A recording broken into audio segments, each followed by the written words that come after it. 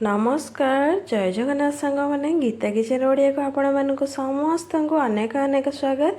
मुझे आपण मानक सहित शेयर करी दही बुंदीर रेसिपी। आपण मैंने निश्चय मोर ये रेसिपी ट्राए करेंगे। आपण मानक निश्चय मोर ये रेसिपी भल लगे। जदि भल लगे ताल मो चैनल को लाइक करेंगे, सांग मान सहित निश्चय शेयर करेंगे। आदि मो चैनल नुआ अच्छा प्लीज मो चैनल को सब्सक्राइब करने को भूलें। आदि एमती नुआ नुआ वीडियो नोटिफिकेशन चाहूँगी ताहले बेल आइकन को प्रेस करने को भूलें। एवं चलते देखा आज रेसिपी।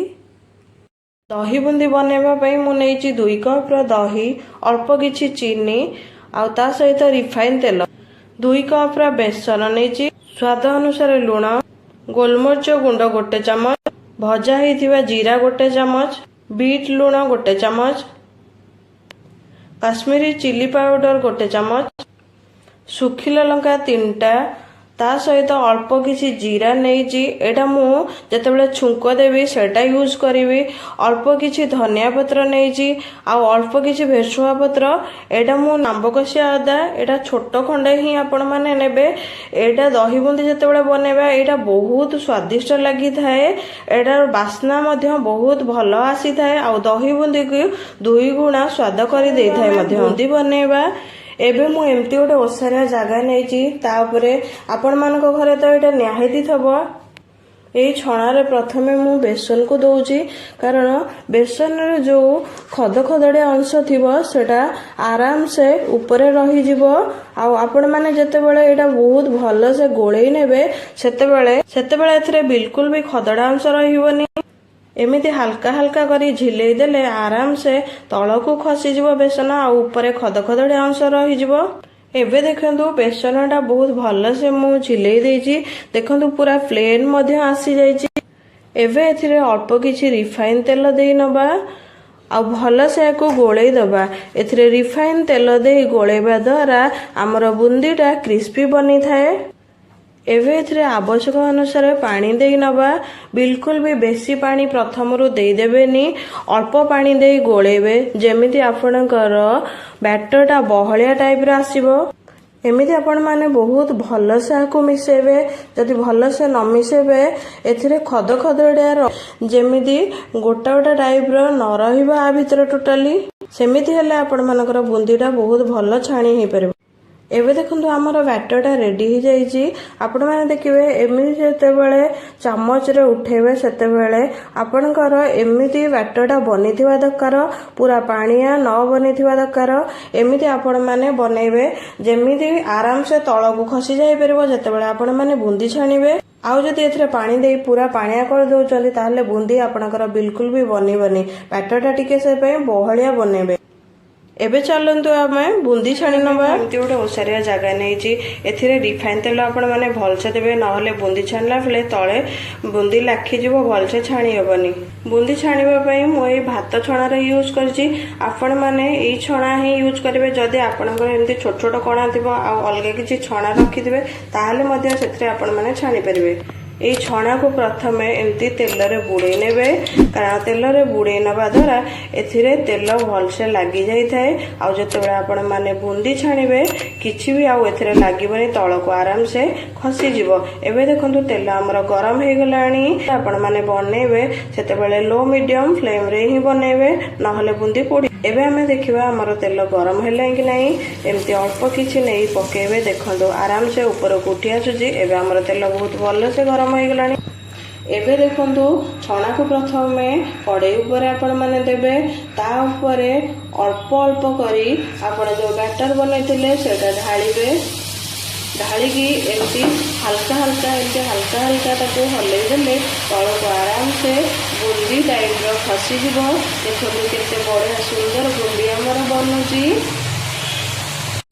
जेतेबेले आराम से बुंदी तळ को खसी जिवो एथिरे जो लागी दिवो एडा पोछिला परे ही आपण माने जाई सेकेंड भारी बुंदी छाणीबे नहले आधे आ छाणीले खसीबनी। एबे देखो बुंदी जो पकई सारे आपण मैंने बेसी टाइम तेलरे रखिबेनी बिल्कुल एटा केवल गोटे मिनिट ही रखिकी एमती हल्का हल्का ताकू टिके छणारे हले नेबे तापरे आपण माने काढी नेबे। एबे देखो हमर बुंदी हे जाईची एबे हमें ताकू प्लेट को काढी नेबा। देखो हमर केते भल से बुंदी बनी जी आउ एई प्रोसेस रे ही सब तक बुंदी हमें छाणी नबा। एबे देखो सबू बुंदी की मु छाणी नहीं जी। देखो हमर केते क्रिस्पी बनी जी। देखो आपण मैंने जानीपारे यही साउंड रू केते क्रिस्पी बुंदी हमर बनी जी। आउ एटा बहुत भल लगे जिते आम दही बुंदी बनइबा। एथिरे मु अल्प उषुम पानी नहीं जी, आपण बेसी उषुम पानी नेबेनी।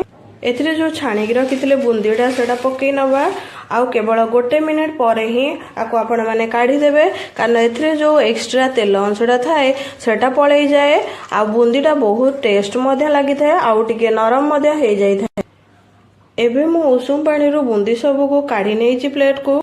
एबे हमें दही बुंदी बनइबा। तापई नहीं मु 2 कप रो दही, स्वाद अनुसार लुण, गोटे चामच रो बीट लुण, गोटे चामच रो गोलमरिच गुंड, गोटे चामच रो भजा जीरा गुंड। भजा जीरा गुंड नबा द्वारा हमर दही बुंदीटा बहुत स्वादिष्ट बनी थाए। हाफ चामच रो काश्मीरी चिली, 2 चामच रो चीनी। आपन को जेतिकी मीठा खाइबा को पसंद आपण चीनी पकेबे।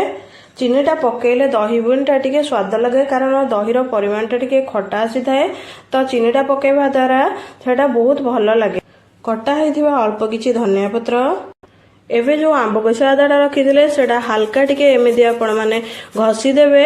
घसी देले अल्प टिके ही सेथरे पकेबे, बेसी परिमाण रे आंब कषि आदा पकेबेनी, अल्प टिके ही आंब कषि आदा पकेबे, बेसी पकेबेनी नहले भल लागिबनी बेसी जदी पके देबे। एबे हमें सबू को भल से मिसई नबा।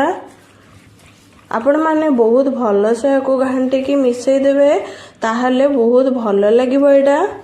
जते बेला आपण माने दही बुंदी बनइबे, दही आउ मसला सब को जहाँ पकेबे आपण गुंड मसला, आपण बहुत किछि गुंड मसला पकई देबेनी, केवल जीरा गुंड ही यूज करिवे। जीरा गुंड यूज करले दही बुंदीटा।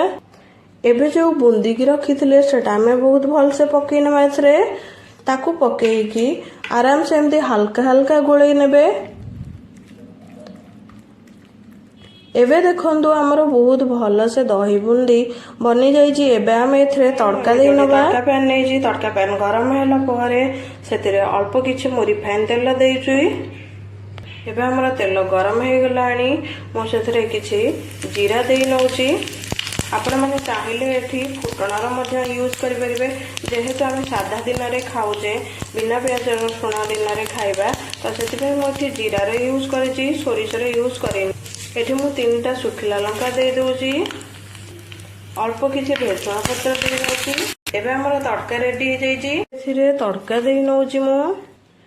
एबे देखंतु मु एथरे तड़का देइ नैछि आ हमर दही बुंदी बनिकी रेडी हे जाइछि, जोटा मध्य बुंदी रायता कहंती। केते बहुत भल से बनिछि, आपण माने खाइबे बहुत भल टेस्ट लागिबो। आपण माने मु जो प्रोसेस रे बनैली सेही प्रोसेस रे बनैबे। आपण मानकु जदि मो वीडियो भल लागिबो ताहले मो चैनल को लाइक करिवे, सांग माना सहित शेयर करिवे आ सब्सक्राइब करिवे। बेल आइकन को बिल्कुल भी प्रेस करबा को भूलिबेनी जदि आपण मानकु मो वीडियो भल लागुछि आ नुआ नुआ वीडियो नोटिफिकेशन चाहूँगी। रहुची जय जगन्नाथ। आसबि आउ गोटे नुआ वीडियो नहीं। नमस्कार।